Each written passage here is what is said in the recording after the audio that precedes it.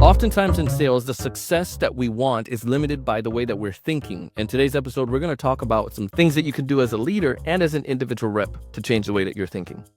Check it out. Hey, everyone. Welcome to another great episode of the Sales Evangelist Podcast.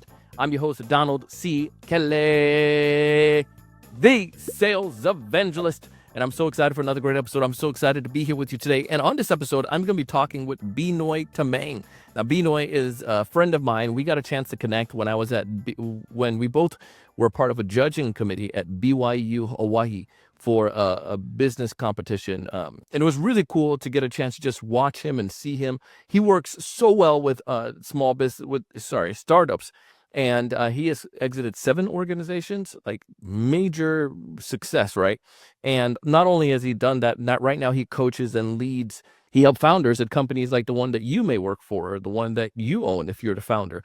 And many of those founders are looking for ways how they can improve their business, improve sales. And in particular, today, we're going to be tackling one of the things that often comes up. It's the way that we think, what's going on between our 2 ears that's impacting us as a sales professional, as well as sales leaders. So as we dive into this topic today, I want you to think on those ideas and see if there's one piece of advice you can take and leave with today. If this is the first time you're listening to our podcast, know this: our podcast is designed to help you to 1, build pipeline, or 2, accelerate deals through the pipeline faster. And today's concept, the principles we're going to be talking about, should help you to not only be able to get more deals, but also help you to accelerate deals through a pipeline faster when you start to think differently. Let's dive in and to see what his passion is. That's one of the first things I asked him, because he has a deep reasoning behind why he likes helping those startup founders to accelerate and to succeed so well. Welcome to the show. Donald, thanks, man. You are a dream. You have been so kind to me over the years. I'm glad I'm on your show. Thank you for having me. Thanks for being here. And I was bragging about you in the teaser about how we met in Hawaii and how we are on this judging panel together, and how I was able to observe and watch you and just learn so much from you, and your background and your loving entrepreneur in the world of sales. But the piece I didn't get a chance to tap into, Benoy, it's like your experience. Like, why did you get into this world of helping startups? Yeah, talk to me about that for a second. Yeah, so not only did I do 7 startups with existing teams and on my own, but it all started because my dad, being in the British Army a long time ago, we were on vacation and he was all spiffed up, and I said, "Dad, how come we don't dress like that when we're back in the barracks with the British officers?" And he looked at me and said, "Son, you know that I cannot dress like this amongst my British officers." And I knew immediately what he meant. Back in the olden days, I'm ancient. I even have a child who's almost 40 years old. Back in the olden days, racism was real, Yeah. right? And what it did to me was go, "Yep, Dad, you cannot appear anywhere close to them because you have a pecking order in which you have to abide by." And immediately, in my mind, I was 9, 10, was formed the program that said, don't like bullies. And later on, we were in Hong Kong. There was another incident where a young British officer in early 30s was being pummeled by the local Chinese men for whatever reason. We had to go and save him, took him into a Land Rover, and we got back to base with all of them angry, chasing us. Long story short again, even the British officer got bullied. So why did I go into startups? Because of all the places in the world, Donald, I think that there's no more of an underdog role than when somebody starts up a business. It is rough. They're out to make an impact. They have everything against them, and yet they're willing to sacrifice not just their health, their finances, their relationship if they're married, the whole works, right? So I'm passionate about helping the underdogs win. And now I coach these mostly tech CEOs who founded a business and now venture funding. Now is the time to explode and magnify that dream of theirs. I'll do anything to help them. That's just, see, what I love about this is that there's a passion, there's this impact, and then there's a reason why behind the reason behind what you're doing on a day-to-day basis.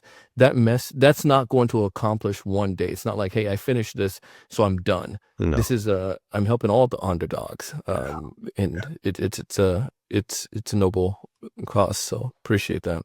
No, and I'll tell you what, right now, that in my ancient creaky days, I get to do three things every day when I interact with these company founders and CEOs. I get to learn, I get to serve, and I get to create. Learning, serving, creating fulfills my bucket. There's no Oh, day that I'm working. I'm just having fun. If I'm learning a new category, a new AI model, if I'm yeah. serving, which I do, you love whom you serve. And then number three, when you're creating, and at this point in my life, I'm not rolling up my sleeves and actually creating as a operator, but I get to create through the execution of the CEOs. Oof. Oof. Ooh, You get it. You get it. It's all some done. good stuff going on there. It's all great. So Well, anyway, that's why.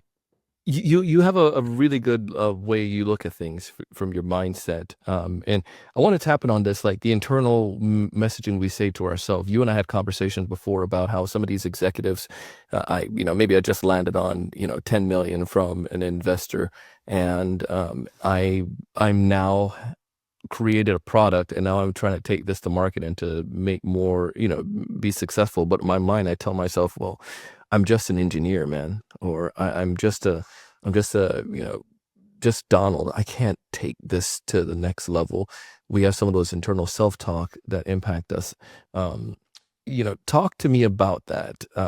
Where does this internal demise of ourself?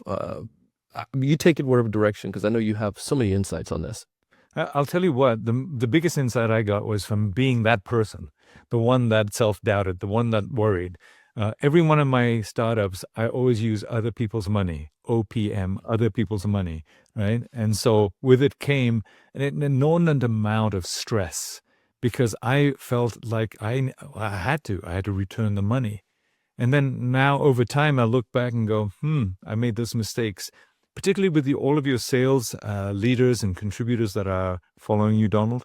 I can tell you right now, the biggest obstacle I come across is people are self-doubting themselves. They have made themselves less in their own mind. How can they win if they're already coming with a handicap, right? And the biggest obstacle that I've learned is that somehow or another along the way, they've learned that they are either not good enough or that their future is at peril. So I'm not good enough or my future is at risk. Those are two fears that happen to be programmed into our subconscious. Long story short, we cause our own demise because we absolutely unconsciously believe it. And it takes effort to get past that. I believe, for me, that we are great because we come from God, that we are absolutely made to be magnificent people. Number two, our future is not based on how much we control. I'm a control freak. So how much we control, right? But it's based on understanding that people want to evolve, people want to contribute. And I am capable of contributing, creating my own future. Let's not have a death grip on everything that we do. Let's not hold it so tight that we choke ourselves in the performance. And what we ultimately want to do is have such a loose grip that we're in the flow. Then if we are believing ourselves and we have flow mode, there's nothing we can't conquer. We can do it. And there's a lot to go through in this particular topic, but I'm just giving you this kind of 2% top of the topic just to let people know you're great enough. You don't have to hold tight. Otherwise, you're going to constrict yourself and your performance will be proportionally low. Can you paint a picture for how you've seen this from two sides? One, from an individual contributor side, because you've had sales people on your team, great people who just didn't feel or didn't live up to what you saw in them or what their potential. And then also from the leader standpoint, leaders who are founders leading a team that it did not live up to that. Yes, You, done. I just got off a conversation not even 3 weeks ago that was still imprinted from someone who was talking to a sales leader. The sales leader was struggling, a brand new hire. She was struggling to get the team together, and this tech founder said something very, very wise. He said to her, and I'll make up a name, April. Hey, April, do you think you made a mistake in joining our firm? Then he didn't even let her answer. He said, then follow up, because I don't believe I made a mistake in hiring you. Beautiful words of affirmation, support. He could see that she was struggling. She was struggling, and we found out later, because she had previously come from 2 other organizations that were much larger, where she had the pecking order of multiple layers of management. And you know exactly where I'm going with this, where they say, you suck, you didn't get the quota, you don't deserve to be here, out you go. Or, even worse, insidiously, right? The mixed messages of, oh yeah, it's fine, and then back channel talk that she got a hold of, and it started decrementing her self-belief. This new CEO, smaller company, says, do you believe you made a mistake in joining our firm? Because I don't believe I made a mistake. Was exactly what she needed to do to build back her confidence as a sales leader. And so I've got lots of theories. You know, the bigger the organization, the more likely you're going to have some bad eggs in there that are going to be the wolf in sheep's clothing in leadership that's going to ultimately project their own insecurities and put the thumb down on you and suppress. That's really sad. Back to an individual contributor. Yes, I've seen please. those individual contributors. They come to show up as I'm the man. I'm going to help create whatever is needed to get the quota, and then some for the accelerator, right? And what happens?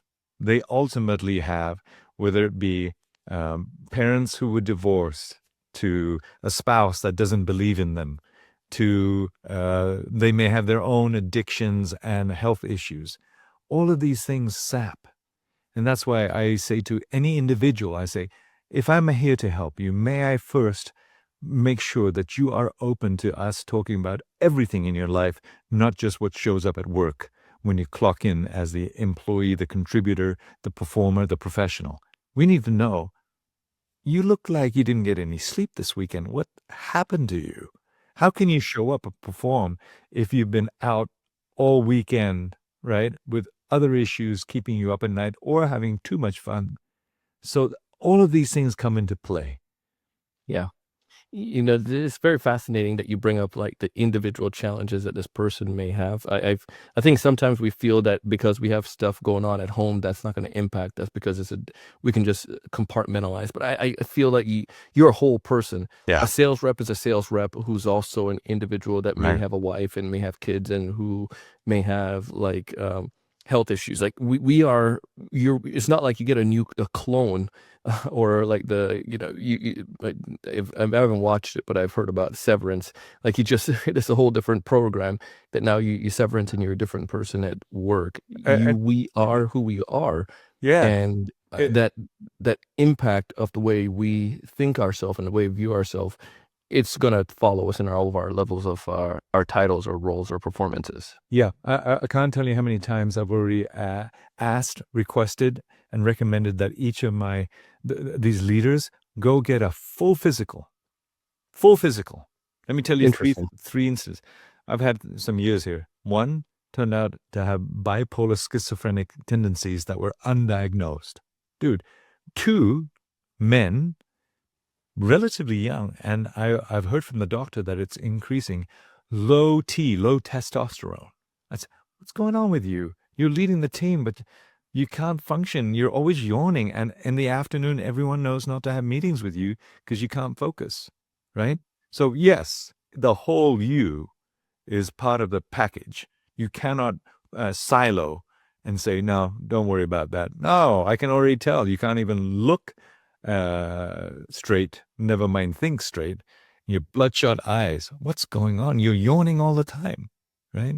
So, yes, I believe it's you got to take care of the whole part and the whole process.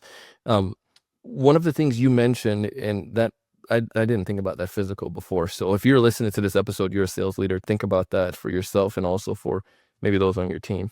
Get them to get a physical Yes. for their well-being. Um, I want to draw in our prep call, we talked a little bit about this idea of um, as a sales leader, sometimes you find that you tell your team where you want them to go. Yeah. Like, I want you to go and do this, but then being able to execute or give them Oof. specific plan to do so is not there. I'm a young sales leader. I'm listening to this podcast. I'm in this boat again. I know I want to hit my targets. We're supposed to hit like 2.2 million this year. I want to hit that target. Um, or I'm a founder, and now I'm trying to get my team motivated and excited to do just that. Why just giving them that vision alone is not enough? Oh, this is such a good topic. I see it over and over again. And like you, a long time ago, I was the perpetrator of this. And generally, the leaders go like this: dang it, these guys are not being accountable. They're not, No. you're right, they're not producing. They need to be held accountable. And that word accountable comes up all the time. You're grinning. Look at you. You're grinning on this Oh my topic, right? goodness. And invariably, when you peel back the onion, it's not the reps. It's the lack of systematic training and job description accuracy, their compensation clarity, their whether you front load some of the incentives for the quarter so that they'd have less of a hockey stick, to know when they do handoffs to other entities in the sequence, whether it be an SE that needs to be coming in at a certain point. They just don't have clarity as to how to win. And that's what I keep saying. Show them how to win, not just tell them that they have to win, right? Show them how to win. Give them the training, give them the clarity, give them the tools that extend beyond the CRM, Yeah. right? Go get them all of that so that they can feel confident they can win. When that isn't there, you cannot point the finger at them. They're not accountable. We need to hold them accountable. No, you didn't create a robust enough system of training, support, reinforcement, compensation. And now you wonder why they fumble during the handoffs because they didn't even know that was a handoff. Yeah. You see, and that's the piece that I find. It's like we can't assume. Like we can't assume in sales. Earlier this morning, I had my production manager. We're doing a lot more change, a lot of overhauling of our processes. So she put together some of our SOPs. Yeah. And the way I like to look at it is like Vince Lombardi, if you remember any of those famous stories, like say, gentlemen, this is a football at the beginning of that season. Gentlemen, this is the 1 yard line. This is a football field. This is the end zone. Like really teaching that fundamentals, because if you can do the fundamentals over and over and over again, the end big result will come. And I feel that's where a lot of leaders make the mistake, Yeah. and especially founder-led leaders, because you have 6,000 things that we're doing that we don't sometimes want to get into the nitty-gritty. But what I found over the years is if I get into the nitty-gritty and put in the 2 days to help make the stuff proper, then I have like 6 months, a year worth of no issues in that area, because the team knows exactly what to do. They know what measurements they have. And I have a story for myself where I didn't give this to my sales team, and I run a consultancy organization. What is it? The shoemaker kids have the worst shoes, right? Yeah. Um, and I didn't do this well. And fast forward, one of my teammates was really underperforming, and I was just like, concerned, and had the conversation with him. Um, he had some issues because he felt that he couldn't talk to me about the problems that was happening. And there was built up frustration that happened for months that grew, because I assumed that he knew what to do. But he didn't have the direction, and he wasn't winning, and he didn't know how he could win properly with the comp plan. And anyways, the add to that, he didn't want to tell me and disappoint me because I'm his big brother, right? Yeah, yeah. And Eh, come on, you just laid up set up for me a topic that is such a big thing that I see, especially in sales. We yeah. hire those who are passionate. We hire those who are competitive. They come from sports backgrounds. We need to make sure all of that happens. But they're also the ones least likely to put up their hand and say, I don't know. You know this, right? You know this is going to happen between the machismo and the testosterone and the youth. They're not going to raise their hand. And so for sales leaders and for individual contributors, I urge you, please, please, please. I learned this from a beautiful book called The Four Stages of Psychological Safety by the author Tim Clark, who happens to be a good friend. He said, what we don't have is leaders are not modeling vulnerability. And if a sales leader wants their reps and their contributors to raise their hand, they need to make it safe so that they will want to, because you are responsible for eliciting that kind of a culture where people can say, dude, I really want to do well, but I don't get this. They're not going to do that until here's the definition from Tim Clark. You model vulnerability, which is you reward acts of vulnerability. When you reward acts of vulnerability, then you are more likely to have a psychologically safe environment where people go, oh, okay. And the leader says, guys, when I was in your state, I did this and this, I screwed up. When they say that, they go, oh, even our fearless leader Yeah. was in our boat and he understands, oh. And then the leader says something like, so if any time you have a question, please know there is no stupid question. Right? Just ask. Ask. And then when they say something, that's a great question. I'm so glad you asked that. I'm sure there are others in the team that wants to know the answer. Keep doing that, right? They are Yeah. rewarding that act of exposure. Yeah. Could come with harm. I could look like an idiot. I could Yeah. be, right? So, sorry, I had to go there right Oh away. my goodness. No, this is great. This is awesome. And see, we're not going to cover all of the stuff here because you cover so many of these on your podcast. So I'm going to tell people to go there afterwards. But Thank you. I want to go to one final piece as we get ready to put this all together and wrap it up here. Is you just alluded to how like that vulnerability is important, and I have to get to I feel like as a leader that machismo, sometimes I may have that or a leader may have that and may not necessarily want to address that. What would you tell a leader that's listening about how they can get over that and be vulnerable to their team so that the team can be vulnerable and have this environment that is mentally healthy? I will answer it this way. Sure. What parent, male or female, doesn't want their children to grow up strong, confident, and absolutely independent when they, fly out of the coop? Who doesn't want that, right? Yeah. And guess what, mom or dad? That means during the time that you have them, a short 18 years or whatever, you have to be able to encourage them, have them stretch their wings, try some dangerous things or be independent. And you can only do that by you also encouraging your kids with examples of when you made mistakes or when you are applauding their efforts to walk for the first time. You don't say to a little toddler, come on, you can do it, you can do it. And when they stumble, you go, you idiot, come on, we should have nailed that by now. You don't slap them on the head, you encourage. And hence, why is that any different when we're at the work site?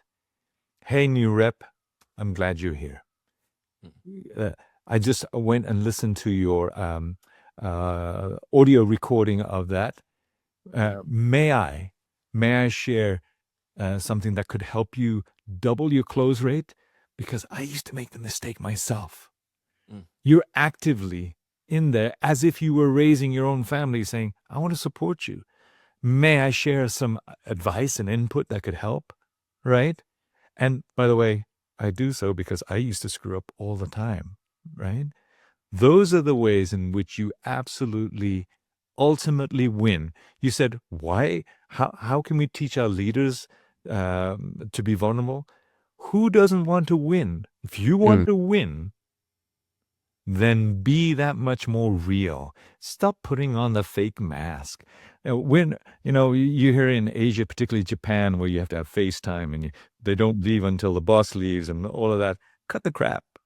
we had the capability to be real and go, hey, I get it, it's hard. I expect high things of you. I know Yeah. you're capable. I will support you. I will train you. I will coach you. I will share with you what mistakes I've made. Why wouldn't you want to do that? You want to help Yeah. them win. That's why. Oh, Benoy, this is amazing. Thank you for taking the time to come on the show today. Thanks for being here. If people want to get in touch with you, what's the best way for them to do so? And then you mind telling us about your podcast and how they can listen to it? Sure. Fearless Founders Club. Fearless Founders Club, because we believe that everyone here has an opportunity to make huge inroads, whether they be sales or first-time founders. We want to give them all the energy and love and support. Number two, you can also go to techceocoach.com and find me there. But mostly, thank you, Donald. You're a trooper. I love what you do. Thanks so much, man. Thanks for having me here. Hey, thank you for coming on the show and being here with us. We appreciate that. Thanks. Woo-wee! That was Benoy Tamang. I'm telling you, if you haven't done so already, check him out. He has a podcast as well, and you can find information about that in our show notes. His show is designed. He and his he and his podcast host, co-host, they work with and interview executives and founders who are trying to break through and trying to generate those incomes, reach that sales target that they've never reached before, and a lot of the things that they overcome, a lot of the challenges they face, I mean, ties back to concept like the ones we're talking about today. I would love for you to check out that podcast. He also has a book, and you can find some details about that. We have it in our show notes as well. All the stuff I'm telling you about, I really want you to succeed. Like, we talk about and bring on guests like this because for us as sales professionals, oftentimes, like the last strategy we discussed there a little bit in the episode is really just, can we give people the direct process that they can do, direct things they can do to succeed? And with this episodes and with this podcast, I want to give you the direct access to the tools and strategies that can best help you to perform well as an individual rep and as a sales leader. Listen, I want you to thrive. I want you to succeed. If you haven't done so already, you want to stay connected to us, get access to amazing content that we have, I encourage you to check out our free software, prospectpro.io. Sales reps are able to plug in their day-to-day activities, log your day-to-day activities. Prospect Pro would give you a breakdown of what you need to focus on, your actual statistics on a day-to-day level, how many outreach activities you need to do to achieve your goals. You can find more details about it by going to prospectpro.io. As always, I want you to thrive. I want you to succeed, but most importantly, I want you to raise the level of thinking. I want you to go out and do big things. See you on the next one.